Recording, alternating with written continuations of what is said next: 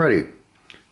Sorry for the abrupt cutoff there. I note the battery ran out on the camera.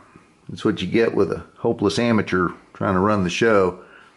The thing just shuts down, the lens sucks back into the body, and you're done. So anyhow, the good news is we're finished with the process. I just wanted to comment on it a little more before signing off.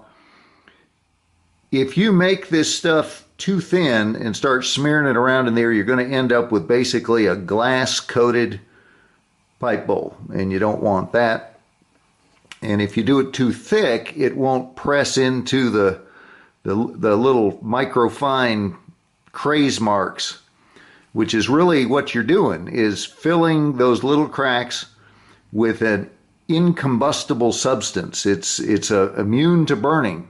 And there's enough of a glazing action of some kind that it will stop the burn from getting any worse. And it'll cake over and behave just like ordinary wood. I've done this several hundred times for many years and have yet to have anybody report back that the burn continued or it tasted funny or anything like that. It basically just arrests the burning process and lets you pick up where you left off, figuratively speaking, with the life of the pipe.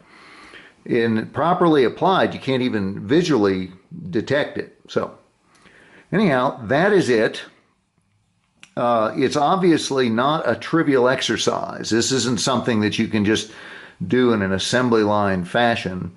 So I'm not, that somewhat helps me live with giving out this type of information to the high volume resellers. They would spend a lot of time doing this to repair pipes if they chose to use this method. So I think it's going to only be adopted by people who have an investment, emotional or financial, in a particular pipe and want to save it. And anyhow, that is it. It's kind of a weird deal in that I'm a little bit feeling like I've forgotten something, but I can't think of what it would be. So I'm going to just turn this over to the question and answer volume in this set of videos. If you haven't noticed it before, under the master list of groupings or clusters, what they call a playlist, there's a standalone one that's just the one, and it only exists for the purpose of fielding questions. And I check that several times a week and attempt to answer the questions.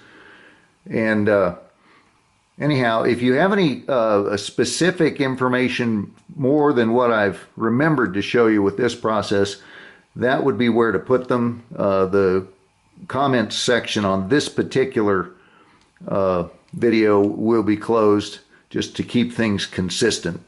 I've already said that the only place I'll do the Q&A is on that one, so I don't want to change that up at this point in time.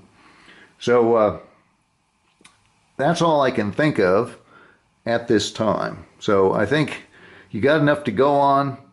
I'll just take it from there, or you guys can take it from here, and we'll go. I've got some more interesting stuff coming up, internal banding, some shaping adjustments that I find really fascinating and interesting, that are applicable to all kinds of pipes. And those of you who wondered, I owe it to any of you curious people, I got a cat. Can you tell I got a cat?